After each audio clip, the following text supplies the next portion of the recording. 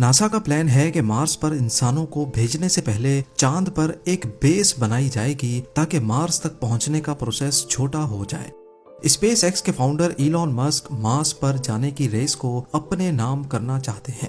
इसके अलावा यूरोपियन और रशियन स्पेस एजेंसीज भी इंसानों को मार्स पर भेजने की बातें करती हैं। लेकिन मार्स के हार्श एटमॉस्फेयर में लैंड करने के बाद वहां इंसान जिंदा कैसे रहेंगे, क्योंकि जमीन के बरक्स मार्स में जिंदगी की सबसे बड़ी जरूरत ऑक्सीजन मौजूद ही नहीं है। नासा ने मार्स पर ऑक्सीजन बनाने का क्या तरीका निकाला है और इंटरनेशनल स्पेस स्टेशन जिस तरीके से ऑक्सीजन बनाता है वो तरीका मार्स पर काम क्यों नहीं कर पाएगा। जेम टीवी की वीडियोस में एक बार फिर से खुशामदीद। नाजरीन, इंसानों की मार्स पर रहने की ख्वाहिश के पीछे ढेर सारी वजूहात हैं, जिनमें साइंटिफिक एक्सप्लोरेशन और स्पेस क्यूरियोसिटी का फैक्टर तो है ही, लेकिन इन ख्वाहिशात के बीच एक मजबूरी या खौफ भी है। वो ये कि अर्थ पर किसी आफत की वजह से कहीं इंसानों की नस्ल खत्म ही ना हो जाए, जैसा कि 6.5 करोड़ साल पहले हमारी दुनिया से डायनासोर्स का खात्मा हुआ था। और ऐसा पॉसिबल भी है, जिसकी एक एग्जाम्पल हम अर्थ पर क्लाइमेट चेंज की सूरत में देख रहे हैं। यही शायद सबसे बड़ी वजह है कि आने वाले वक्त में कोई ना कोई मार्स का नील आर्मस्ट्रॉन्ग बनेगा। एक तरफ इलॉन मस्क ने पहले 2026 में मार्स को कॉलोनाइज करने का इरादा किया था, लेकिन अब उनकी जानिब से 2029 की प्रेडिक्शन की गई है। You've slightly put back the expected date to put the first human on Mars till 2029, I want to say. Yeah, I mean,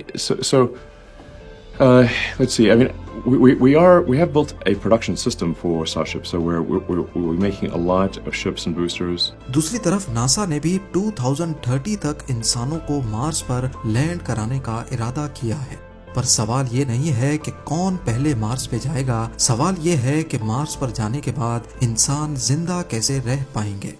बेशक मार्स की कई सारी प्रॉपर्टीज अर्थ से मिलती जुलती हैं, जैसा कि मार्स का एक दिन, जिसको मार्शियन डे या सोल भी कहा जाता है, उसकी लेंथ अर्थ के दिन के मुकाबले में सिर्फ 39 मिनट्स ही ज्यादा है। वहाँ भी मुख्तलिफ मौसम हैं और अर्थ पर भी। इसके अलावा अर्थ के पोल्स पर भी आइस कैप्स हैं और मार्स के पोल्स पर भी।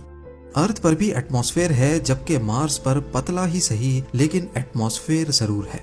लेकिन एक चीज जो मार्स पर इंसानों के रहने के लिए बिल्कुल नाकाफी है, वो है ऑक्सीजन। तो आखिर मार्स पर ये ऑक्सीजन गैस कैसे बनाई जाएगी, वो भी एक दो लोगों के लिए नहीं, बल्कि मार्स की एक पूरी कॉलोनी को आबाद रखने के लिए। एक्सट्रीम सिचुएशन में इंसानों को जिंदा रखने की बात की जाए तो सबसे पहले ख्याल आता है ISS यानी इंटरनेशनल स्पेस स्टेशन का। इसको आज स्पेस की हार्श कंडीशन में 25 साल गुजर चुके हैं और अभी तक ये लगातार इंसानों को ऑक्सीजन और फ्रेश पानी बनाकर देता रहा है। इंटरनेशनल स्पेस स्टेशन में 4 से 5 एस्ट्रोनॉट्स हर वक्त मौजूद रहते हैं, जिनकी रोजाना पानी की रिक्वायरमेंट कम से कम भी 45 लीटर्स है, यानी महीने की 1350 और साल की 16,200 लीटर्स। इसके अलावा ISS पर 1000 kg ऑक्सीजन गैस सालाना इस्तेमाल होती है। इतना ज्यादा पानी और ऑक्सीजन अर्थ से 400 किलोमीटर दूर स्पेस में कैसे बनाया जाता है? इस काम के लिए ISS में 2 सिस्टम्स लगे हुए हैं। एक है वाटर रिक्लेमेशन सिस्टम WRS और दूसरा है ऑक्सीजन जनरेशन सिस्टम यानी OGS। ये दोनों सिस्टम्स हम मार्स पर क्यों नहीं लगा सकते, ये समझने के लिए हमें पहले ये जानना होगा कि ये सिस्टम काम कैसे करते हैं। Water reclamation system human waste यानी यूरिन, पसीना और ह्यूमिडिटी से पानी कलेक्ट करता है और फिर उसको साफ करके वापस से पीने के काबिल बना देता है। एस्ट्रोनॉट डोगलस वी लॉक ने एक मौके पे कहा था कि हमारी कल की कॉफी से ही अगले दिन की कॉफी बनती है। WRS सिस्टम ISS में पहले से मौजूद पानी को प्योरीफाई करके दोबारा से इस्तेमाल के काबिल बना देता है और इस तरह 98% पानी जाया होने से बच जाता है। इसके बराबर में है ऑक्सीजन जनरेशन सिस्टम। ये सिस्टम WRS से थोड़ा सा पानी लेता है और फिर उसको एक खास प्रोसेस से गुजारकर सांस लेने के लिए ऑक्सीजन बनाता है। ये सिंपल प्रोसेस हमने 5 क्लास में पढ़ा था, जिसको इलेक्ट्रोलिसिस कहते हैं। पानी में से इलेक्ट्रिकल करंट को गुजारा जाता है, जिससे पानी ऑक्सीजन गैस और हाइड्रोजन गैस में बदल जाता है। ऑक्सीजन गैस को सांस लेने के लिए इस्तेमाल किया जाता है, लेकिन हाइड्रोजन तो एक बहुत ही खतरनाक और इनफ्लेमेबल गैस है जो पूरे ISS को सेकंडों में जलाकर फायरबॉल बना सकती है। इस हाइड्रोजन गैस को जाया नहीं किया जाता, बल्कि इसको एक और सिस्टम में डाला जाता है जिसको सबेटियर सिस्टम कहते हैं। ये सिस्टम ISS में मौजूद एस्ट्रोनॉट्स के वेस्ट कार्बन डाइऑक्साइड को जमा करके उसको हाइड्रोजन गैस के साथ मिलाकर उसमें से पानी, मीथेन गैस और थोड़ी सी गर्माइश बनाता है।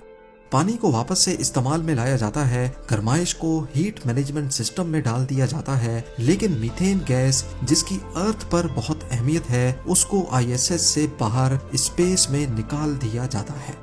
मीथेन गैस जो एक तरह का फ्यूल भी है, इससे एनर्जी भी बनाई जा सकती है और हीट भी, लेकिन उसको जाया इस वजह से किया जाता है क्योंकि इसको जलाने के लिए ऑक्सीजन की जरूरत है और ISS पर ऑक्सीजन ही तो है जो सबसे ज्यादा कीमती है।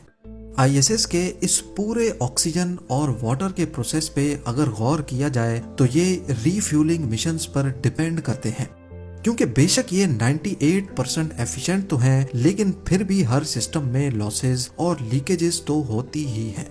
इसी वजह से हर 6 महीने या साल के बाद पानी और ऑक्सीजन को जमीन से लाकर ISS में डाला जाता है।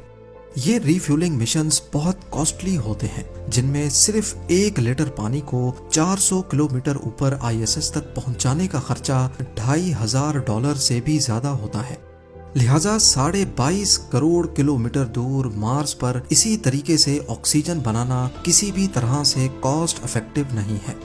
इसके लिए कोई ऐसा सिस्टम बनाना होगा जो मार्स पर ही मौजूद रिसोर्सेज को इस्तेमाल करके उसमें से ऑक्सीजन बनाए। 2021 में जो नासा का परसेवरेंस रोवर मार्स पर भेजा गया था, उसमें इसी तजर्बे के लिए एक डिवाइस लगाई गई थी जिसको मॉक्सी यानी मार्स ऑक्सीजन इन सिचु एक्सपेरिमेंट का नाम दिया गया है। क्योंकि ISS में तो पानी का सोर्स रीफ्यूलिंग होता है, लेकिन मार्स पर पानी ढूंढने के लिए उसके पोलर कैप्स तक जाना होगा या फिर कई फुट नीचे ड्रिल करके बर्फ निकालनी होगी। इसी वजह से मॉक्सी मार्स के एटमॉस्फेयर से ही कार्बन डाइऑक्साइड को यूज करके उसमें से ऑक्सीजन बनाता है।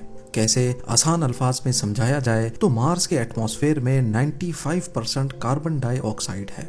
मॉक्सी बाहर के एटमॉस्फेयर से कार्बन डाइऑक्साइड पंप करके उसको प्रेशराइज करता है और फिर उसको एक इलेक्ट्रोलाइजर में डालकर 800 डिग्री सेल्सियस के टेम्परेचर पे हीट किया जाता है, जिससे कार्बन डाइऑक्साइड में से ऑक्सीजन गैस अलग हो जाती है। ये इलेक्ट्रोलाइजर गोल्ड का बना हुआ है, क्योंकि गोल्ड एक एक्सीलेंट हीट कंडक्टर है जो परसेवरेंस के दूसरे पार्ट्स को गर्माइश से बचाता है। इस प्रोसेस में कार्बन डाइऑक्साइड से ऑक्सीजन गैस के साथ साथ कार्बन मोनोऑक्साइड भी पैदा होती है। इसका नुकसान ये है कि अगर इस प्रोसेस में कार्बन बिल्कुल अलग हो गया तो वो कार्बन की एक लेयर भी बना सकता है, जैसा कि कुकिंग पैन के नीचे देखने को मिलती है, और ये लेयर परसेवरेंस को नुकसान पहुंचाने में देर नहीं करेगी। इसी वजह से इस प्रोसेस को बड़ी एहतियात के साथ परफॉर्म किया जाता है। लेकिन मार्स पर मॉक्सी एक वक्त में कितनी ऑक्सीजन प्रोड्यूस करता है? इस प्रोसेस में मॉक्सी को बहुत ज्यादा एनर्जी चाहिए होती है, इसीलिए इसको नासा कभी कभार ही चलाता है जब सोलर पैनल से एनर्जी बच जाती है। अभी तक इसने सिर्फ 122 ग्राम ऑक्सीजन ही बनाई है, जो एक इंसान को सिर्फ 3.5 घंटे ही जिंदा रख सकती है। अगर इसी सिस्टम के जरिए मार्स पर ज्यादा ऑक्सीजन प्रोड्यूस करनी होगी तो उसके लिए मॉक्सी का एक बड़ा वर्जन चाहिए होगा, और साथ में उसको चलाने के लिए एक बड़ा पावर प्लांट भी, और यही अभी तक का सबसे बड़ा चैलेंज है। अब यहाँ समझने की बात यह है कि मॉक्सी कार्बन डाइऑक्साइड को पहले कंप्रेसर की मदद से कंप्रेस करता है, फिर इसको 800 डिग्री सेल्सियस पे गर्म करता है। इन दोनों प्रोसेसेस के लिए बहुत ज्यादा एनर्जी रिक्वायर्ड है। इस मसले के सॉल्यूशन के लिए साइंटिस्ट एक फ्यूचर टेक्नोलॉजी पे काम कर रहे हैं, जिसमें कार्बन डाइऑक्साइड के मॉलिक्यूल को कम टेम्परेचर पे ही तोड़ा जा सकेगा। इसमें कार्बन डाइऑक्साइड को हीट करके नहीं, बल्कि इसके अंदर वाइब्रेशन पैदा करके इसमें से ऑक्सीजन मॉलिक्यूल को अलग किया जाएगा। फिलहाल इस टेक्नोलॉजी को लैब में टेस्ट किया गया है, लेकिन अर्थ के हाई एटमॉस्फेरिक प्रेशर और टेम्परेचर की वजह से ये एक्सपेरिमेंट अर्थ पर करना मुमकिन नहीं है। लेकिन मार्स का एटमॉस्फेयर इस काम के लिए बिल्कुल परफेक्ट है। टेक्नोलॉजी चाहे जो भी हो, हमारा टारगेट ये है कि हमें मार्स पर ऐसी चीज को ही इस्तेमाल करके ऑक्सीजन बनानी है जो वहीं पर मौजूद हो, और जो डिवाइस ये ऑक्सीजन बनाएगी उनकी डिपेंडेंसी भी अर्थ पर नहीं हो, क्योंकि ISS तो जमीन से सिर्फ 400 किलोमीटर ही दूर है। अगर वहाँ का ऑक्सीजन जनरेशन सिस्टम खराब हो गया तो एस्ट्रोनॉट्स को वापस अर्थ भेजना इतना बड़ा मसला नहीं है।